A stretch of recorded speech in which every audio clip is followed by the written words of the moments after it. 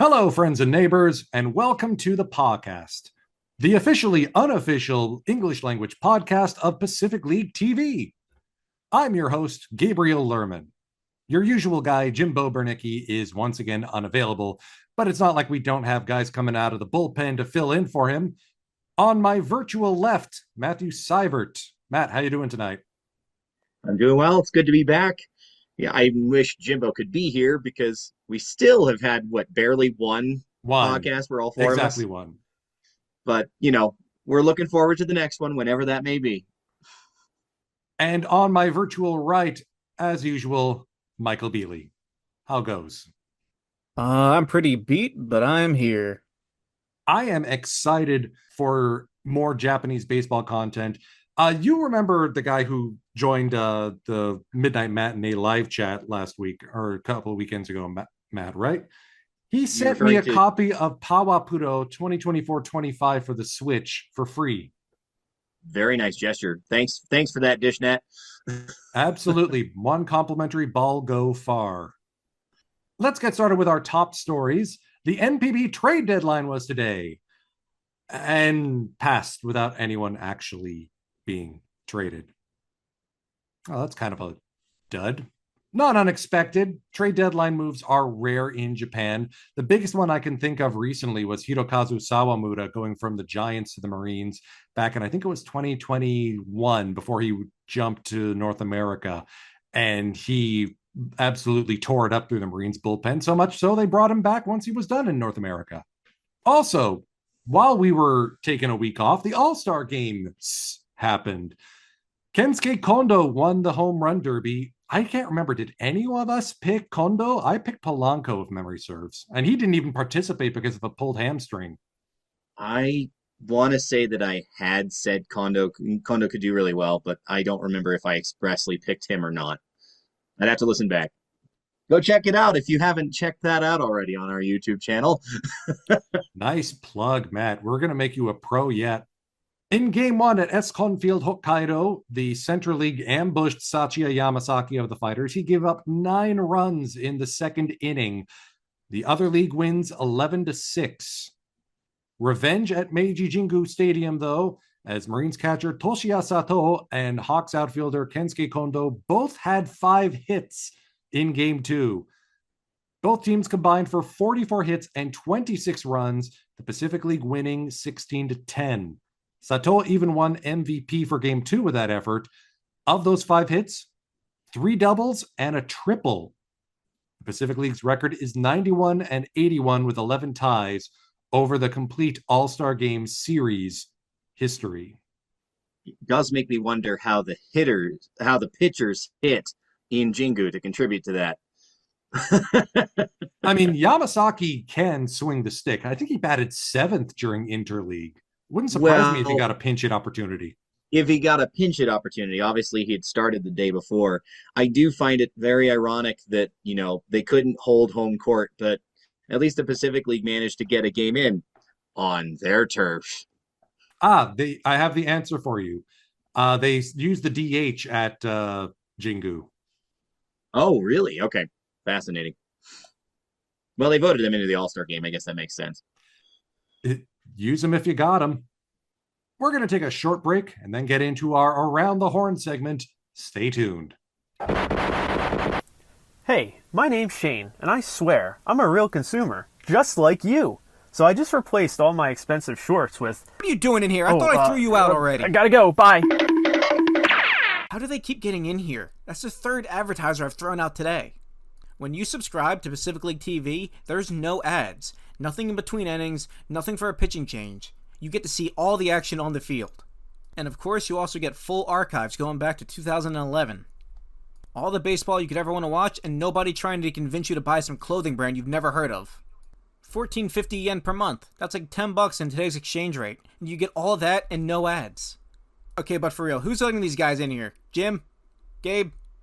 Is it any of you? Well, it's not me. Oh, that was a short break. Man, I got to start putting more ads in. Matt, you're going to lead things off with the top team in the Pacific League in our Around the Horn segment. As we always go top to bottom, the Fukuoka SoftBank Hawks remain in the top seed. despite their greatest efforts to jeopardize that effort. They're only 11-10 in July. They're feeling vulnerable, but they still have a 10-game lead on Chiba Lotte Marines. Also, over the last period since we spoke, they are 6-2, so arguably finding themselves again. That means the Hawks have a magic number of 42. Now, if you think it's awful early to have a magic number, you're right. The last team to have a magic number in July was the 1995 Oryx Blue Wave. This team is that good, to hearken back to, I think it was Ichiro who's on that team, probably. Yep, that was the Ichiro Sotaguchi Club. Among other news, some hurlers that you probably recognize. Kohei Arihara became the first pitcher to reach 10 wins in the Pacific League this season. The veteran has already matched his win total from last year, and he's posting a career-low 1.88 ERA thus far. Rotation mate and league ERA leader, Levon Moinello, he only spun most of a no-hitter going into the 7th inning against Rakuten back on July 30th. But let's not forget their bullpen's pretty good too. Foreign phenom Darwinzon Hernandez has extended his consecutive innings with a strikeout streak to 27. Also, apparently there's a post on, I want to say it was X, where Hotaka Yamakawa was posing with a guy named Jeter. Yeah, Jeter Downs is apparently on the Hawks now. I hope he does well, but I didn't know much more about it than that.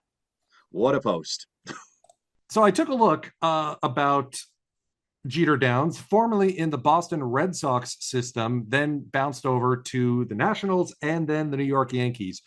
He's only had 50 plate appearances over 20 games in the major leagues. Still very raw talent at age 25.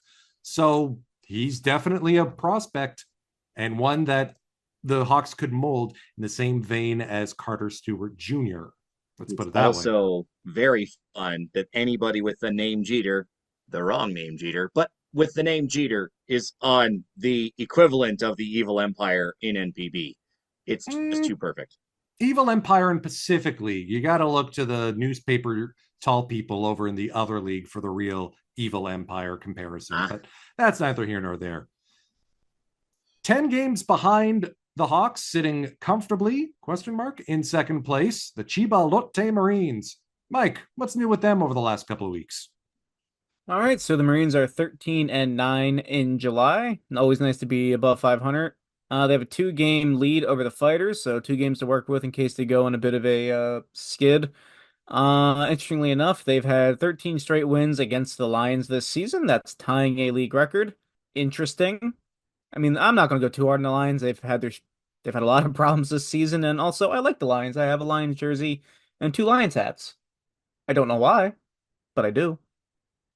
But Gregory Polanco had another home run hat trick earlier today. It's his 3rd since coming to Chiba. He had 2 last year.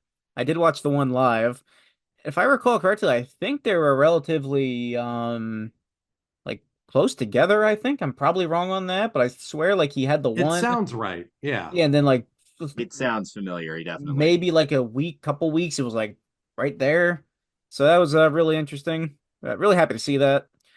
Speaking of things I'm happy to see, Hiroki Sasaki is back, scheduled to start tomorrow's game. So I do have the day off from my real soul-crushing job tomorrow. So maybe I'll stay up or wake up early and watch that. A little baseball for breakfast never hurt anyone. Ooh, baseball for breakfast. I like that. Where'd you get that idea? Interesting. Sounds familiar. And speaking of things that sound familiar, Dallas Keuchel is now a member of the Chiba Lotte Marines. That is a decision. I mean, that just kind of happened. It's an interesting move. I mean, the Marines have been known to get guys in the middle of the season from North America before. You remember Mike Brasso going from airport to ballpark in like 16 hours. Yeah, that was a tough one.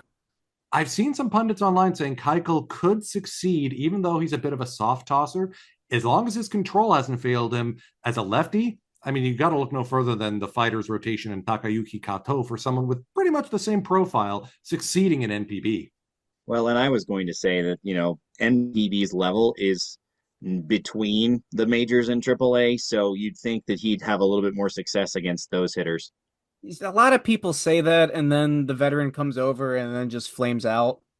It's happened a lot and a lot, and I mean, I'm Can. just thinking about the That's fact that true, yeah. I'm thinking about the fact Keuchel got traded for cash considerations this year, and the cash considerations totaled to $1. Yeah, I'd he's buy been on that a for a downslope. dollar. I mean, ultimately, people that know me do know I am kind of against buying the or signing the older foreigners. Obviously, I do hope it works out. I hope it goes great. I hope he finds, does whatever and is an amazing pitcher. It's just a bit of a weird move and not one I really would have done. But I also, think I'm on a podcast and not a GM of a big I team. think So 5 years ago this would have been phenomenal, like headline making news shortly after his Cy Young. Now, though, it's going to be Speaking of interesting. which, that makes Dallas Keuchel the third former Cy Young winner to pitch in Japan, or to play in Japan, I should say, not pitch. Because Trevor Bauer, yeah, we all know he came over last season. Don The other Newcomb league. also played for the Dragons as an outfielder. He didn't pitch. yeah, he had 14 home runs that year, I think. When I call they he had some pop that was for the Dragons, right? You said? Yep. Go Nuke. Oh, that's still the other league. First time there's been one in the Pacific League. Yeah, This but is true. I mean, ultimately, obviously, I hope Dallas Keuchel works out really well. And speaking of foreigners, James Dykstra and Junior Fernandez have been placed on waivers and will likely be out. Dykstra saw limited playing time, and Fernandez had back surgery back in May and never made it back to the top team. So yeah, they're out.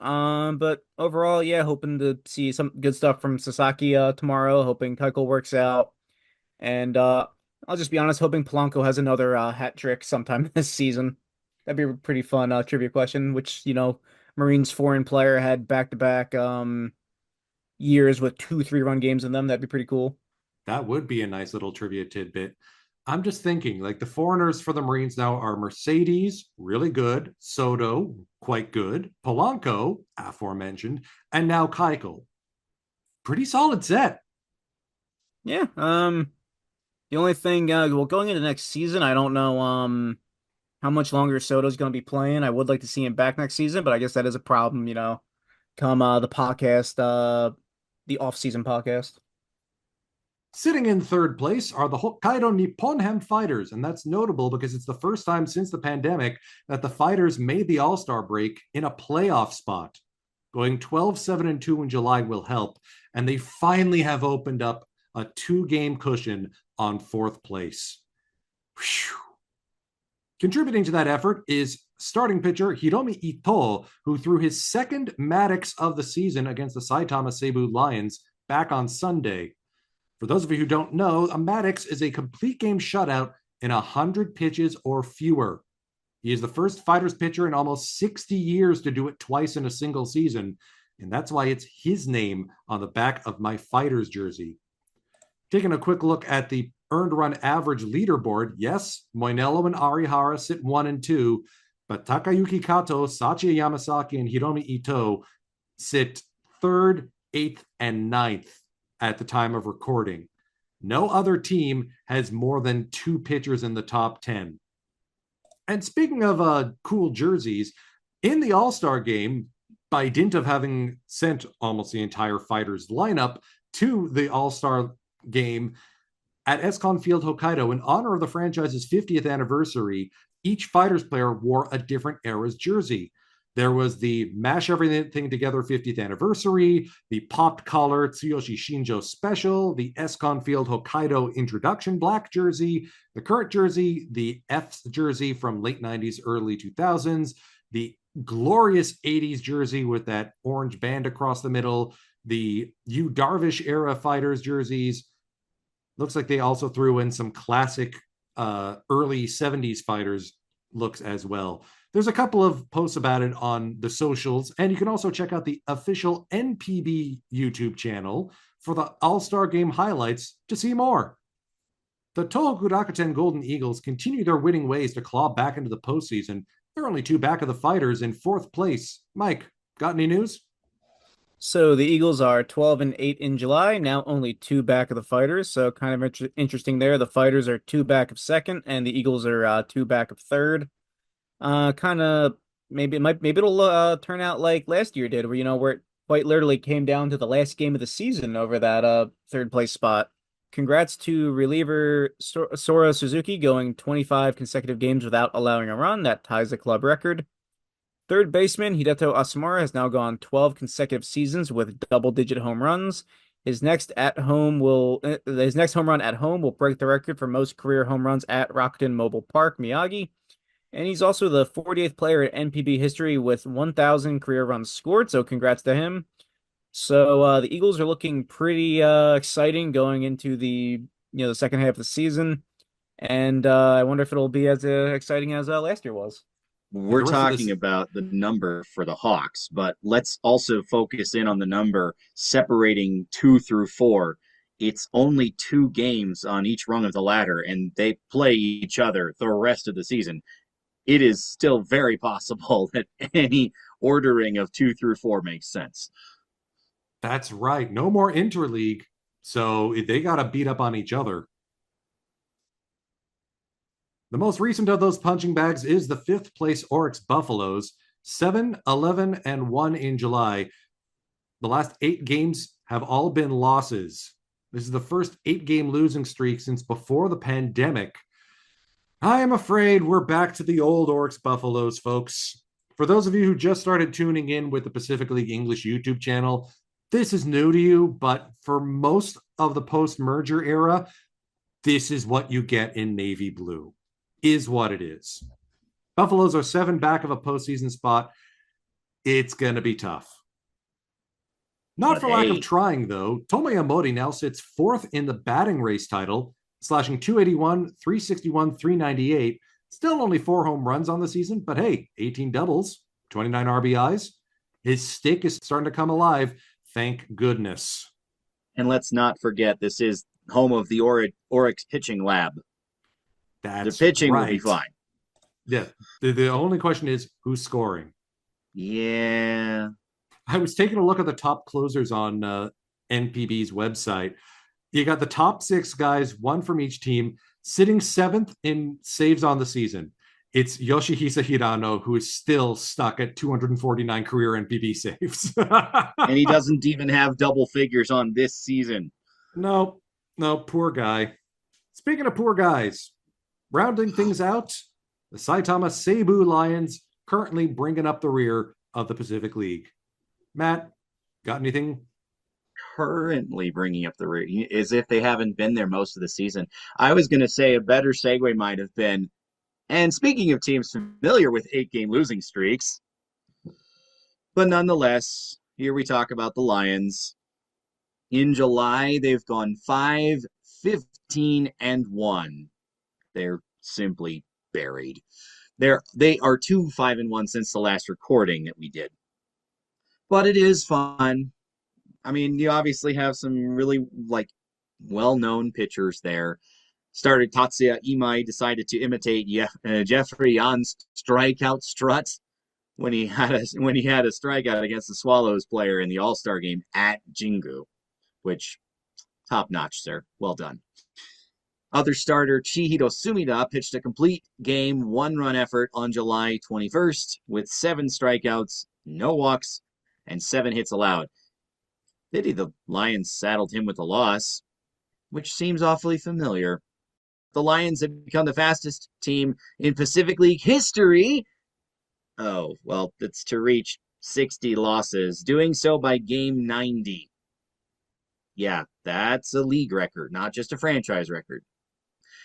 Obviously, Mike mentioned that the Marines are greatly contributing to that. 13 games in a row they've lost to the Chibalote Marines. It is so bad that for those of you who don't know, even if the Lions literally won the rest of the season series against Chibalote, they would still lose the season series against them. And we all know that's not happening anyway. Oh, gosh. Okay, I just want them to get a win. Hypothetical question. Who wins a best of 3 series between the Cebu Lions and the 2024 Chicago White Sox, who are currently in the midst of a 17-game losing streak? We all lose. Yes. Well, that's the real answer. But as far as the teams go, I'm thinking it's still the Lions. Yeah. I mean, someone posted it on the defector.com comments a while ago. It took 126 years for the Chicago White Sox to get their first 14-game losing streak.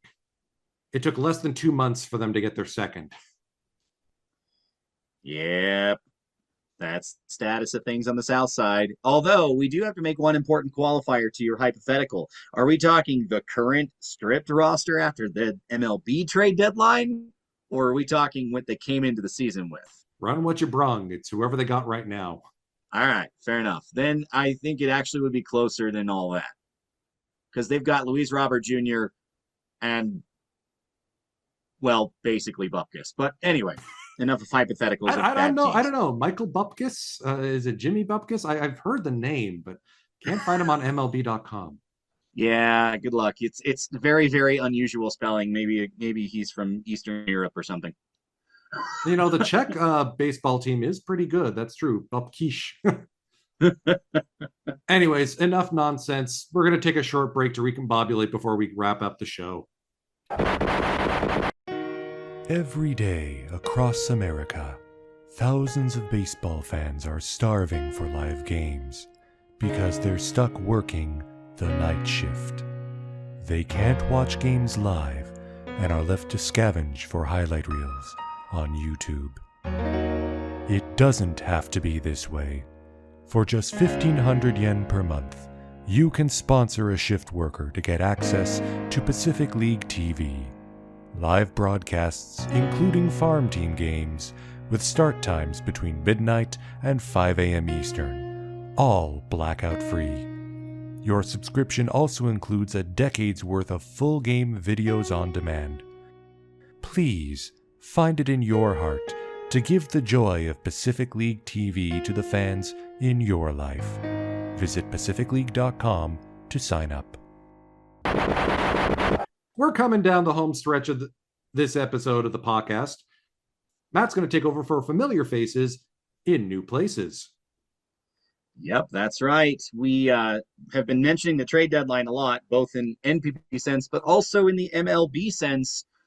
And one of the biggest trades to come out of that, well, far as former Pacific Leaguers are concerned, Yusei Kikuchi was traded from the Toronto Blue Jays to the Houston Astros. Now, verdict is out on whether that's really what the Astros need, but here's to hoping that he does well in Houston, because Houston's in a much better situation than the team he just left. Take good care of him, will you? My lovable weirdo. Yeah, he's definitely lovable. And also, speaking of former players from the Pacific League, don't look now, but Masataka Yoshida is heating up. Macho Man's getting back into it after having injury troubles to start the season. At the moment, he's boasting a 749 OPS with 5 home runs and 33 RBIs. Over his last 30 games, 306, 376, 432. Safe to say a Macho Man revival is welcomed in Boston. Yes. Who's been surprisingly good this year. Speaking of other teams in the East, we'll swap leagues and talk about former Fukuoka SoftBank Hawk Kodai Senga, who had his season debut off injury. And he lasted 5 innings before tweaking something in what looked to be a calf. And now he's gone again. Yep, strained hamstring, gone for season. Oh, that's right. It was announced it was a strained hamstring. That's a rough break for the Mets. But we'll hope that he's young enough to rehab successfully, come back strong next season. And who knows, we might still get the Yamamoto Senga thing because they're both in the National League. And they're both injured. And they're currently both injured, but hopefully next year, somewhere New down York the line, Mets, not even once. I believe for most New York teams, the proper chant is METS, mess, mess, mess. It also works for the football team Jets, by the way, if you want to try it at home. Anyways, last note here. Shohei Ohtani has been doing some crazy things this year. It's looking more and more like he is going to make a serious case at the National League MVP award, which would be historic. And if that happens, I'll tell you why it's historic, or whoever does Familiar Faces at that podcast. But more importantly, for right now, he becomes the 8th Dodger ever to manage 25 home runs and 25 stolen bases in the same season. And it's not even August. Oh, by the way, less than a week later, he set a new career high for swiped bags. Need I remind you, Ohtani is that good, in case you forgot. And we haven't even seen him throwing off a mound this year. Oh, the Dodgers are going to be terrifying next season. Yep. Almost enough to make me watch MLB TV, but that, of course, has regional blackouts, so I can't watch my hometown club. Unlike Pacific League TV, which has no regional blackouts, and you can watch any game from anywhere. But only ours on the midnight matinees have commentary from us, merry band of wahoos. There it is. Yes. August 25th will be our final scheduled midnight matinee for the season. We'll have a couple more podcasts before then. To close out our program, the question of the week. So I spotted this and I tweeted about this from WBSC, the World Baseball Softball Confederation. The CPBL over in Taiwan brought out a bunch of old players who were on coaching staffs for the 9th inning of their all-star game as a celebration of the sport's history. Like, they got Chen Min Wong back on the mound. My question to you and to our lovely listeners, who would you want to see on a Pacific League equivalent? I know the all-star game was just in the past. I know y'all are thinking I'd pick Tsuyoshi Shinjo, but I really want to hear the Chibolote faithful chant Kazuya Fukuda's name stepping up to the plate. I bet you he could still swing it over the fence. Well, you stole the obvious answer. The big boss is totally the right choice. But I'm going to go a little bit off the board here. If we're allowed to talk about this season, I have to give the nod to Kazuo Matsui of the Lions. Right. He did start the season as the team manager. Mike, what do you think? Off the top of my head, I'd like to see maybe Kazuhisa Makita. I believe he's a pitching coach for one of the 5 million SoftBank minor league teams, I think. And then probably Kazumi Saito. He was a really good pitcher, and I think he's same deal. He's a coach or a manager on one of the Hawks farm teams. Nice. Some other names that leapt out to me. I'm pretty sure Toshiaki Imae could still swing the bat. Not that we're talking about the other league, but I'm pretty sure they have like a legendary franchise catcher sitting as the manager in a dugout over by a certain sponsor In the Big team. Egg, yeah. That Okay, I'm sleeping on a really good answer too. So Taguchi, who's a base stealing and outfield defense coach for the Buffaloes. Yeah, that would be good. That's a good one. There's Koichi Hori, who is one of the batting coaches for the Marines. He was a big Marines power hitter from the 80s till like I think 2011 or something like that. He was on both Japan Series winning teams for the Marines. And Chihiro Kaneko, right. He's a minor league pitching coach. Would it be fair to throw out like Jason Giambi archetype, late career player coach types? Because I would totally say Takeya Nakamura. Oh, wait, that happened. Yeah. I mean, there are some player coaches. I was taking a look on the York's Buffaloes team. Ryoichi Adachi is listed as both coach and infielder still. Do executives count? Can I pick an executive? Right. Yeah. Can we put Sadaharo back out there? He can probably still hit it out. I don't care. But he didn't play for a Pacific League team. He was the manager of one and the executive for one. I mean, he's only 84. That's fine. It's totally can. Just bring the fence. I mean, heck, the New York Yankees have an old timers game every year. You bet O would salivate at the chance to show people he could still hit home runs and add to his record. I think there's the Suntory like the Suntory Maltz like dream game they've had every so often. I believe he suited up a couple years ago for that. Wow. Probably pre-pandemic, but he did take an at bat. At the ripe young age of nearly 80. Well done. If I look that fit at age 84, I'm doing something right. Something right. Yeah, no, I don't look that fit, and I'm less than half of that age. While I ponder my Luigi-esque physique, I'll wrap up this week's episode. Be sure to like, comment, and subscribe. Do all that YouTube-y stuff. Stick around. More Pacific League content on the way. More highlight reels, more podcasts, and our final midnight matinee of the season. Take care of each other, everyone.